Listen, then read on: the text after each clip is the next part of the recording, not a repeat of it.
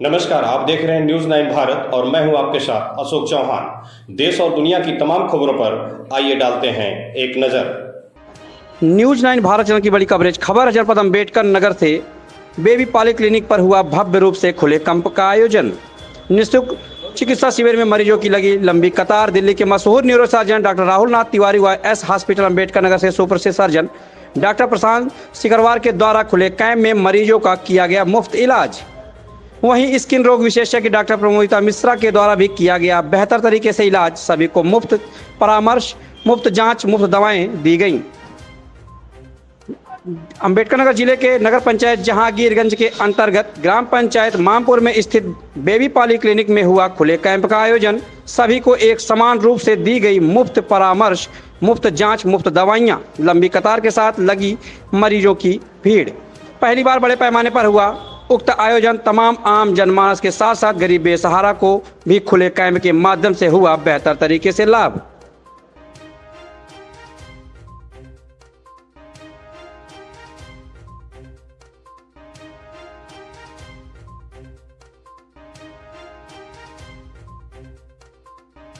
Camp के बाद तमाम मरीजों के चेहरे पर दिखाई दी खुशियां। दिल्ली के मशहूर न्यूरोसर्जन MBBS MS MCH मिर्गी नस रीढ़ व मस्तिष्क रोग विशेषज्ञ के द्वारा किया गया बेहतर तरीके से इलाज। वहीं जनपद अम्बेडकर नगर जिले के एस हॉस्पिटल के सुप्रसिद्ध surgeon doctor Prashant Sikarwar MBBS MS FIAGES FMAS FALS gastro laparoscopic surgeon और स्किन रोग विशेषज्ञ डॉक्टर प्रमोदिता मिश्रा के द्वारा निःशुल्क चिकित्सा शिविर में किया गया इलाज। खुले कैंप के आयोजन को देखकर आसपास ही नहीं बल्कि क्षेत्र के संभ्रांत लोगों ने भी की जमकर सराहना। देखें पूरी रिपोर्ट के साथ जनपद अम्बेडकर नगर से पत्रकार अनिमेश श्रीवास्तव उर्फ पीयूष श्रीवास्तव की खास रिपोर्ट। नमस्कार दोस्तों, आप देख रहे हैं न्यूज़ 9 भारत। अम्बेडकर नगर जनपद से अनिमेश श्रीवास्तव पीयूष। एक तरीके से देखा जाए तो मरीज का भगवान दूसरा रूप डॉक्टर माना जाता है। भगवान के बाद यदि स्थान किसी का है तो डॉक्टर को भी दिया जाता है माता पिता के बाद, क्योंकि एक नई दिशा में एक अपना प्रयासरत होकर के एक सही गाइडलाइन से सही डायरेक्शन, सही सजेशन का प्रयोग डॉक्टर के द्वारा होता है। आज अम्बेडकर नगर जनपद के अंतर्गत बात करते हैं नगर पंचायत जहांगीरगंज की, जहाँ पे कैंप का आयोजन हो रहा है। कैंप का उद्देश्य जानेंगे। यहाँ पे काफ़ी प्रसिद्ध वरिष्ठ चिकित्सक हमारे बीच में हैं, बहुत चर्चित हैं। कोई ऐसा नहीं है कि नाम के मोहताज है, परिचय के हैं। आपके द्वारा काफ़ी सार्थक प्रयास, अब तक पॉजिटिव रिस्पॉन्स रहा भी है। हमारे बीच में है डॉक्टर प्रशांत सिकरवार जी। आइए हम इनसे बात करते हैं कि क्या है इस कैंप का उद्देश्य। सर, चैनल में आपका स्वागत है। सर, ये आज इस कैंप का आपने आयोजन किया है, इसका मुख्य उद्देश्य क्या है? उद्देश्य बेसिकली यहाँ से 50 किलोमीटर दूर पड़ता है जिला मुख्यालय, और बहुत सारे मरीज ऐसे भी होते हैं जो यहाँ से वहाँ पर पहुँचने में सक्षम नहीं है। जैसे कि हमारे कंपनी बातें हुई कि यहाँ पे जो है लोग नहीं पहुँच पाते हैं, बेचारे पैसे कमी है, जैसे किसी वजह से जाते हैं कहीं कहीं हो जाते हैं, सुविधाएँ नहीं मिल पाती। तो हम लोगों का सारा प्रयास ये था, हमारे साथ और भी डॉक्टर्स हैं हमारे, और उन लोगों ने ये सोचा कि चल के हम लोग खुद वहाँ पे कुछ करने की कोशिश करते हैं, जो कि बेहतर। हम लोगों ने यहाँ पे दवाइयाँ भी फ्री में दी और पेशेंट्स भी हमने देखे। नंबर तो एग्जैक्टली मुझे नहीं पता है, आपको अभी बताएंगे सब, लेकिन ये हम लोग लगभग 6-7 घंटे आज रहे यहाँ पे और बहुत अच्छा रिस्पॉन्स था। बहुत पेशेंट्स ऐसे हैं जिनको आज तक जो है कोई स्पेशलिस्ट डॉक्टर न्यूरो की फैसिलिटी नहीं मिल पाई, वो नहीं मिल पाई, तो आज उससे हम लोग यहाँ पे आए और बहुत अच्छा लगा कि वो बेचारों को हम कुछ प्रोवाइड करा सकें। तो उद्देश्य बस यही था, ये नहीं आ सकते तो हम पहुँचने की कोशिश करें, जो भी खाली टाइम है उसमें हम अगर कुछ भला कर सकते हैं इन लोगों का तो डेफिनेटली करना चाहिए। और वो खाली सलाह से नहीं है, हम लोगों ने दवाइयाँ भी फ्री में।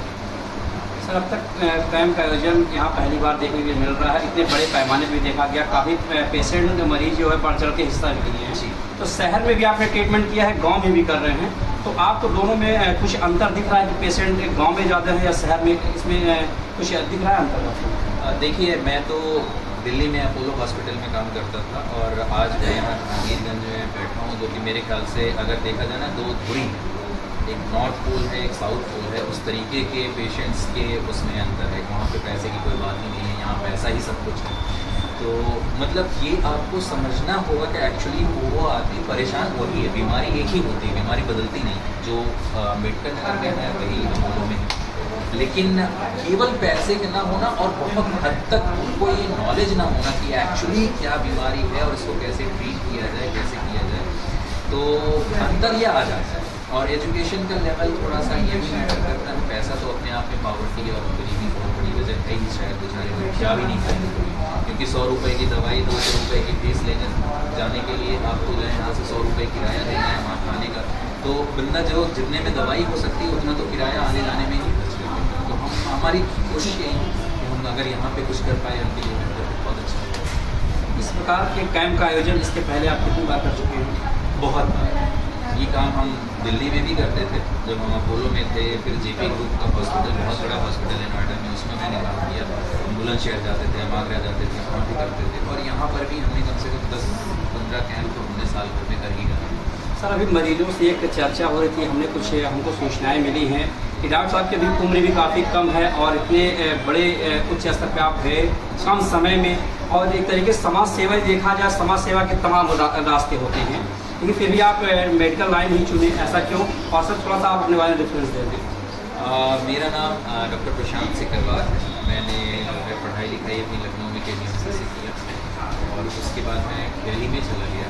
दिल्ली में कॉरपोरेट हॉस्पिटल बेसिकली जो अल्ट्रा मॉडर्न सुविधाएँ हैं, जैसे कि पैसे की कोई रोक टोक नहीं है, बेस्ट से बेस्ट जो आपको अमेरिका दिल्ली में सुविधाएँ मिलती हैं वो सुविधाएँ वहाँ पर भी उपलब्ध हैं सारी की सारी। तो मैं वहीं पे लगभग 10 साल काम किया। उसके बाद फिर मैं अम्बेडकर नगर में आया, और मेरा तो इंट्रो इतना ही है कि मैं बस शुरुआत से मेरा ये रहा कि उद्देश्य था कि हाँ बस कुछ करने जैसा, कुछ अच्छा करना है, पैसा मैटर नहीं करता, क्योंकि मैं बिलोंग भी इसी एरिया से करता हूँ। मैं अपने गांव से ही मैंने इंटरमीडिएट तक की पढ़ाई की है, और मुझे वो बात अच्छी लगती है जब मैं यहाँ आता हूँ, लोगों से जुड़ता हूँ, वापस फिर वो 15-20 साल के बाद वापस आना और यहाँ पे लोगों से वो जुड़ पाना, जहाँ पे अपनी भाषा, अपनी बोली, अपने तरीके, अपने लोग, मैं इस वक्त तो मैं बहुत ज़्यादा उसमें हूँ। ये मेरे लिए बहुत अच्छा है कि लोगों से फिर वापस जुड़ पाना। सर, मेडिकल लाइन में ही विशेष आने का रीज़न तो कोई नहीं था। इनफैक्ट जब हम लोग पढ़ाई कर रहे थे, क्योंकि गांव की पढ़ाई थी, हम लोगों के पास कोई बहुत ज़्यादा स्कोप नहीं, डॉक्टर बनना, इंजीनियर बनना, बस 2 ही तरीके थे। तो उन दोनों में से चुनना था, जहाँ रास्ता मिल गया वहाँ पे बढ़ गए आगे, बस ऐसे करना चलो ठीक है करेंगे। क्योंकि हम लोगों के टाइम पे आप मैथ और फिज़िक्स, बायोलॉजी, आप दोनों में से एक चुनना आपको इंटर हाई स्कूल के बाद ही पड़ जाता है। तो जो भी रहा वजह, उसमें हमारे साथ के सारे लोग डॉक्टर बनना चाहते थे, हम भी उसी में चले गए। सर, फैमिली में से फादर्स वगैरह या मेरे पिताजी उसी स्कूल में टीचर थे जहाँ पे मैंने पढ़ाई की है इंटरमीडिएट तक। माता जी जैसे हर जगह की है, मेरी थी करते ही, और बाकी कोई बहुत बड़ा एक्सपोजर नहीं। जब ये गांव के ही रहने वाले हैं, उनकी पढ़ाई ये था, हम लोगों को गाँव में इंटरमीडिएट कॉलेज तक था, तो थोड़ा पहले से एक्सपोजर होता है। सर, आप शुरू से काफ़ी मेहनत से उभरे हैं, काफ़ी अपने संघर्ष किया, स्टेप बाय स्टेप आपने दुनिया देखी है, तो आपको ये लग रहा होगा सर इस महंगाई में पेशेंट गांव में रह करके अपनी आर्थिक स्थिति की पूर्ति नहीं कर पाता, फिर भी इस प्रकार के दवाओं में ज़्यादा पैसे का यूज करता है, तो सर कुछ इस प्रकार के आप चैनल के माध्यम से उद्देश्य दें कि यदि आप शहरों में या फिर बड़े हॉस्पिटल में पेशेंट ना जा सके तो अपने बीच बचाव के लिए कौन से ऐसे कुछ ऐसा कुछ डिसीजन हो कि वो अपनी सेफ्टी के लिए ऐसा कुछ करे कि वो खुद में सिक्योर होना, सेफ महसूस करे। देखिए, कुछ चीज़ें हैं, जैसे कि सबसे बड़ी तो बात जो होती है शिक्षा ही। मुझे लगता है कि शिक्षा सबसे बड़ी चीज़ है। अगर उस पर फोकस करेंगे तो आपको कोई ना तो बेवकूफ़ बना पाएगा, ना कहीं तक पाएगा। तो ये सब जो आप बता रहे हैं, इसको केवल एक चीज़ मेडिकल से जोड़ के नहीं, ये हर जगह है। मतलब हर जगह लूट मची हुई, हर जगह रिसोर्ट मची हुई है। बहुत कम लोग हैं जो ऐसे लोग ईमानदारी से सारा काम करना चाहते हैं और ज़िंदगी अपनी देनी चाहते हैं। मतलब मुझे ऐसा लगता है कि मैं इससे ज़्यादा पैसा दिल्ली में कमाना था, वैसा ही अगर उद्देश्य होता तो यहाँ आने की कोई ज़रूरत नहीं। पर ऐसे ही ये है कि ये लोग भी इस बात को समझें, पढ़े लिखें। मतलब ये पढ़ना लिखना, अगर उन लोगों से पढ़ाई लिखाई नहीं हो पाई जो हमारे गाँव में हैं और सारे लोग हैं, तो उनको बरगलाना लोगों के लिए आसान हो जाता है, क्योंकि एक बहुत बड़ा डिवाइड है। मैसेज जो वहाँ से चलता है यहाँ कन्वे नहीं होता। तो ये जो डायरेक्ट बेनिफिट ट्रांसफ़र वाली है ना DBT, वो पढ़ाई लिखाई में भी होनी चाहिए। आप पढ़े रहोगे तभी आपको अपने अधिकार पता है, और अगर आपको अधिकार पता है आपने, तो शायद कोई आपको नहीं बना सकता और कहीं पर आप अन्यथा बेकार में पैसे नहीं।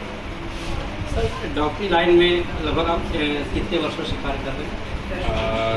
10 साल से ज़्यादा 12 साल हो गए मुझे पढ़ाई लिखाई 10 साल। सर तमाम पेशेंट उतार चढ़ाव हुए होंगे, कभी कुछ सीरियस आए होंगे, कभी कुछ नॉर्मल, कभी मन में कुछ भावनात्मक चीज़ें कभी इस प्रकार से नहीं होगी जिसमें कहीं आपको आहत की हो? होती है और ये होगी, क्योंकि पेशेंट जो होता है वो एक्चुअली आप कभी देखिए भावनात्मक रूप से आप बहुत ज़्यादा आवेश में वो गुस्सा भी हो सकता है, दुख भी हो सकता है, कोई भी भाव होंगे, भाव बहुत जो है वो डोमिनेट हो। तो इसमें जो है ना वो करते हैं गलतियाँ, हमसे आपसे भी होते हैं, गुस्सा हमेशा गलत करवाता है। उसमें बहुत सारे लोग ऐसे होते हैं जो करते हैं इस तरीके से हरकतें, हमारे साथ भी हुई।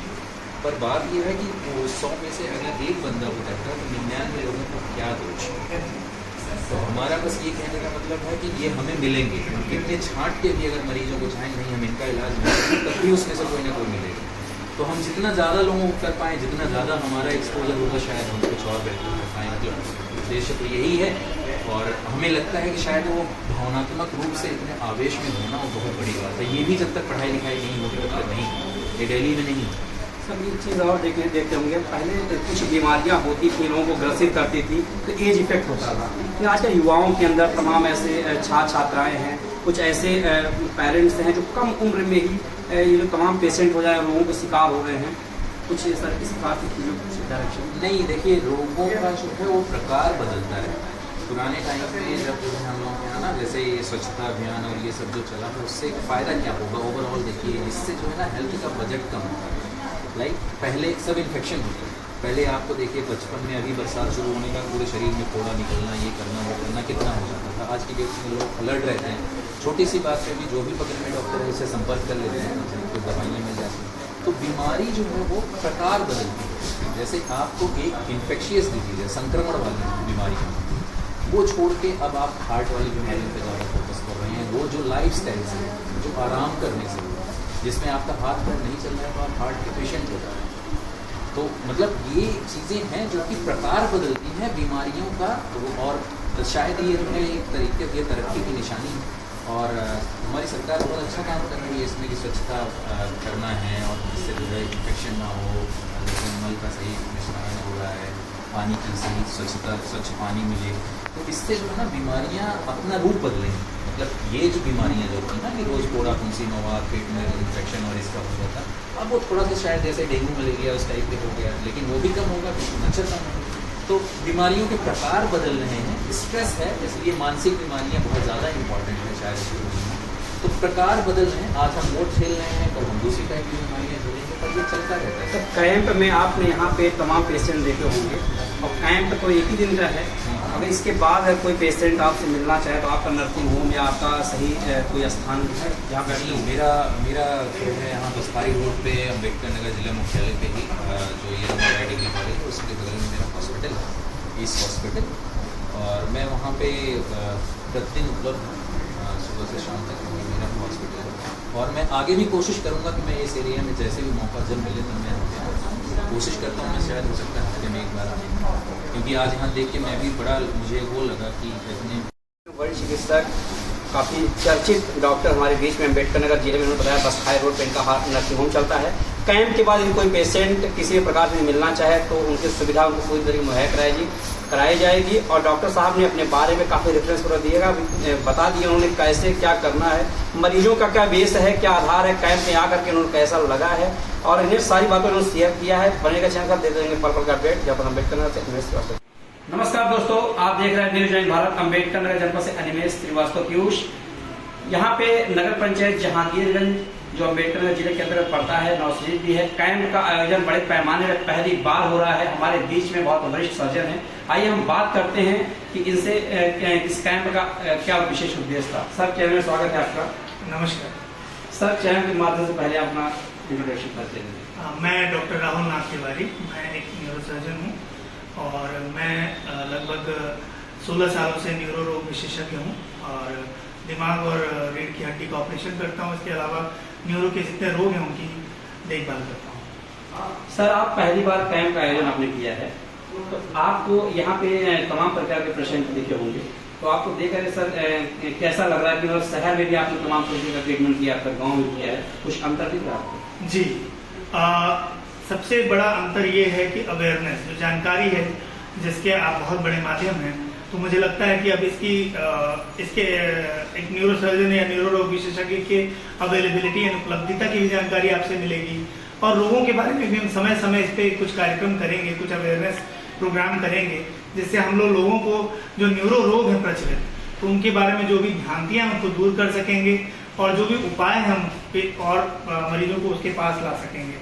न सिर्फ डॉक्टरों की उपलब्धता, बल्कि क्या आम दवाइयाँ हैं, खान पान में क्या हम ध्यान रख सकते हैं, क्या डिफिशियंसी है, कमियाँ हैं विटामिन इत्यादि की, जिसकी वजह से न्यूरो रोग होते हैं, तो इन सब के बारे में जानकारी दे सकते हैं। शुगर और बीपी के रोग के बारे में अवेयरनेस धीरे धीरे काफ़ी बढ़ी है, गाँव में भी इसके मरीज काफ़ी हैं और लोगों को धीरे धीरे अवेयरनेस के अनुसार वो दवा भी अब पहले से ज़्यादा लोग दवा ले रहे हैं। तो मुझे लगता है न्यूरो रोग में भी कमी देखी जाएगी।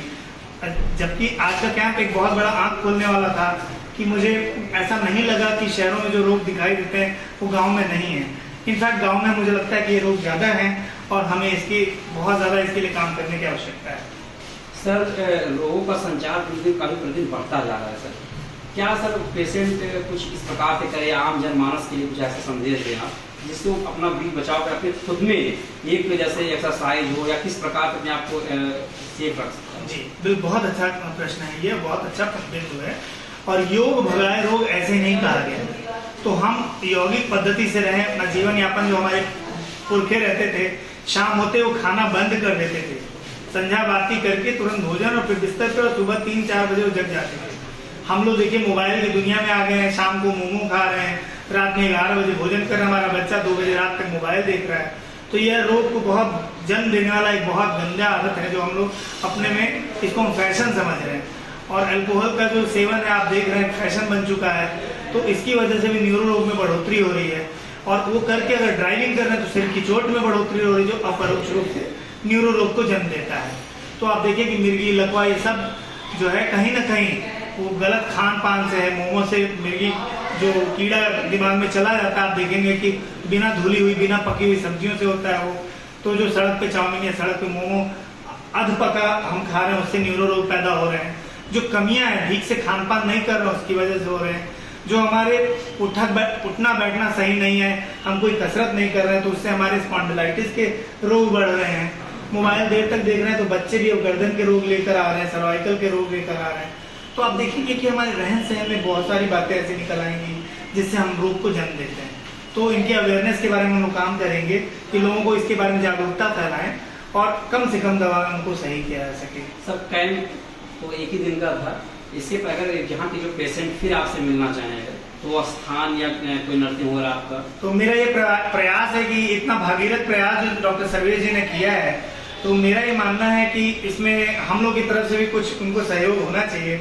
और मैं एक प्रयास करूंगा कि मैं हर शनिवार अतरौलिया जनपद में आता हूं, अतरौलिया विधानसभा क्षेत्र में आता हूं, तो मैं यहाँ पर आकर और अपना कुछ घंटे मैं यहाँ जरूर दूं। तो ये समाज सेवा मेरी तरफ से जरूर रहेगी, ये प्रयास रहेगा। इसके अलावा अकबरपुर में मैं अतवार को बैठता हूँ, इस अस्पताल में, सीमा अस्पताल शनिवार को बैठता हूँ, और यहाँ पर भी मेरा इस पॉलिक्लिनिक में भी मेरा ये रहेगा, प्रयास रहेगा कि मैं शनिवार को यहाँ कुछ घंटे यहाँ पे दूँ। तो इस प्रकार यहाँ की जनता की कुछ सेवा मैं कर पाऊंगा। सर, चैनल के माध्यम से आप ये बता दें मूल रूप से आप कहाँ के निवासी हैं, अब तक शिक्षा दीक्षा तक किस प्रकार से आपने लिया, क्योंकि आज के समय में एक गरीब व्यक्ति उभर नहीं पा रहा है, चाहे वो आर्थिक स्थिति हो या संगत का सर जैसा भी हो, तो सर उनके लिए एक निर्देश। बहुत अच्छा सवाल। मेरे बाबा किसान थे, मेरे बाबा मतलब मैं किसान फैमिली से हूँ, मेरा परिवार किसान रहा है इससे पहले हमारे पूर्वज, और मेरे बाबा का सपना था कि पढ़ा लिखा के और अपने नाती पुत्र को डॉक्टर बनाना है, इंजीनियर बनाना वगैरह वगैरह। वो खुद एक साइंटिस्ट थे और उन्होंने अपने आपको विश्वास नहीं हुआ, किसान रहते हुए उन्होंने स्कूल बना दिया, कॉलेज बना दिए, अपनी ज़मीन पर अपने हाथ से ईंटा गारा सीमेंट लगा के उन्होंने बनाया है। और वो आखिरी समय में अपने सीमा अस्पताल दीदी के पास आ गए थे और यहाँ पर वो अकाउंट्स वगैरह में दीदी की मदद किया करते थे और कहते थे कि हम यहाँ दाना नहीं खाएंगे जब तक मुझसे काम नहीं कराओगे। तो दीदी का अच्छा ठीक है, जो आपको अच्छा लगता है करिए। तो बाबा ने यहाँ पे अकाउंट वगैरह संभाला, आप जानते हैं बाबा को, बाबा सबको जानते हैं। तो ये ऐसा सोच था उनका, उन्होंने वहाँ पे लोगों को खेती करना भी सिखाया। लोगों के टुल्लू खराब हो जाते थे, रात के 2 बजे हाफ पैंट और बनियान पहन के बनाने चले जाते थे, रात ट्रेन लेके। तो ऐसे ग्रैंडफादर मेरे थे, समाज सेवी थे वो। किसी के अगर खाना ना हो तो घर का बना हुआ खाना दिया, कर दिया, फिर बन जाएगा, नहीं बनेगा कोई बात नहीं, अगली बार खा लेना। तो इस प्रकार के थे वो। तो उनसे हमें सोच ये मिली कि हमें सेवा में रहना है। वो कहते कमाना है तो साड़ी की दुकान खोल लो और डॉक्टरी करनी तो कमाने ना सोचो, इसमें सेवा करो, और कमाना है तो कुछ और बिजनेस कर लो। तो इस प्रकार की सोच थी उनकी। तो हम लोग उसी सोच पे हैं, अपने आप को कायम रखें। और हमने जो अपनी शिक्षा हमारी गोरखपुर से हुई हमारी, और विभिन्न स्कूल कॉलेजों से, KGMC से मैंने अंडर ग्रेजुएशन किया। उसके बाद आगरा यूनिवर्सिटी में KGMC और आगरा दोनों जगह टॉपर था। उसके बाद मैं जयपुर से मैंने न्यूरोसर्जरी की शिक्षा ली। उसके बाद लोकनायक अस्पताल में 5 साल सरकारी अस्पताल में बतौर न्यूरोसर्जन मैंने काम किया। हमारे गुरु श्री PM पांडे जी दिल्ली के सबसे बड़े न्यूरोसर्जन हैं वो। तो उन्होंने भी यही शिक्षा दी कि ये जो है, ये आपको बहुत बड़ी ताकत मिली है और अपनी तालीम हमेशा गरीबों की हेल्प करिए, इस्तेमाल करिए। और वहाँ से फिर मैं कुछ प्राइवेट अस्पतालों में 1-8 साल रहा। तो उसके बाद मुझे अच्छा नहीं लगा, मैं अपने जन्मभूमि की सेवा के लिए गोरखपुर आ गई।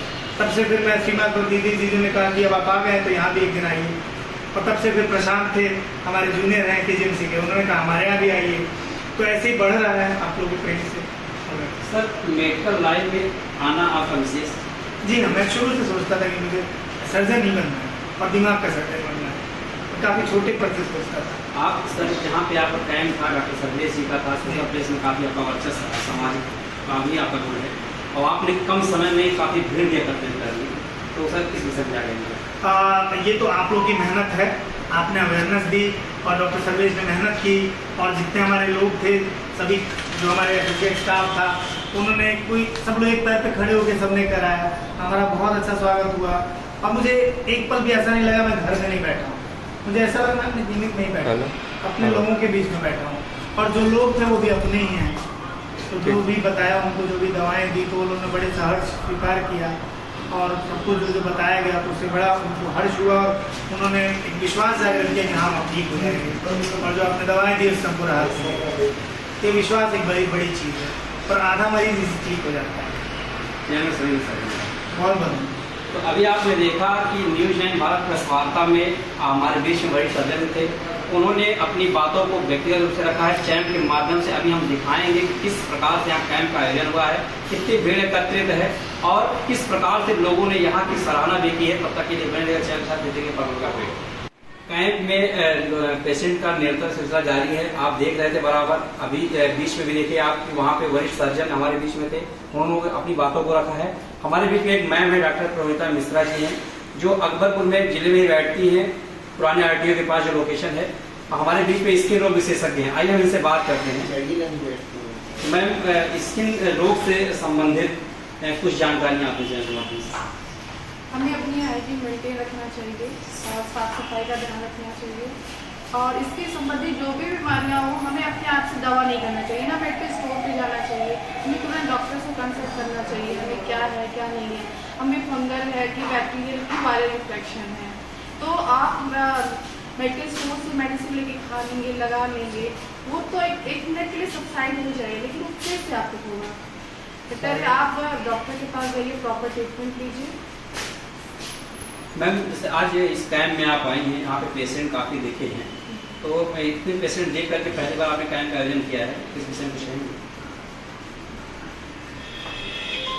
कैंप पेशेंट काफ़ी लोग, अच्छा लगा कैंप का आयोजन हुआ।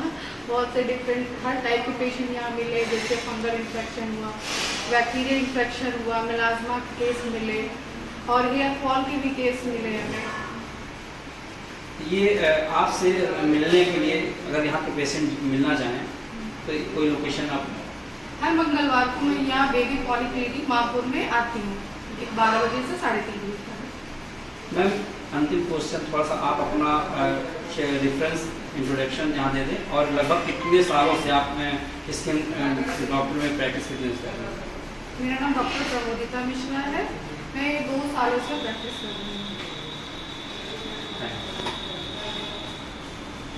जहांगीर में बेबी पॉलीक्लिनिक पे आप आए, यहाँ कैंप का आयोजन हुआ है, आप भी आए हैं पेशेंट को लेकर के, कैसा लग रहा है आपको, क्या कहेंगे? सर्वप्रथम मैं ये बताना चाहता हूँ कि मैं डॉक्टर सर्वेश मिश्रा जी का आभार प्रकट करता हूँ, जो उन्होंने इतना सफल आयोजन किया, जिसमें डॉक्टर प्रशांत सिकरवार जी द्वारा, डॉक्टर राहुल तिवारी जी द्वारा, डॉक्टर प्रोमिता मिश्रा जी द्वारा पेशेंट को देखा गया। अमूमन ये देखा जाता है कि ग्रामीण क्षेत्र में पेशेंट जिला हेडक्वार्टर जब दूर रहता है तो वहाँ तक पहुँचने में उनको बड़ी समस्याएं होती हैं। तो ये डॉक्टर मिश्रा सर जी का ये प्रयास जो था बहुत सराहनीय था कि जिले के अच्छे डॉक्टर्स को यहाँ पे लेके आए और लोगों को सफल इलाज देने का एक जो इन्होंने प्रयास किया, ये बहुत प्रशंसनीय है। और मैं ये चाहता हूँ कि ऐसे ही आयोजन बीच बीच में होते रहने चाहिए। क्या नाम है आपका? मेरा ऋतुराज द्विवेदी नाम है। मैं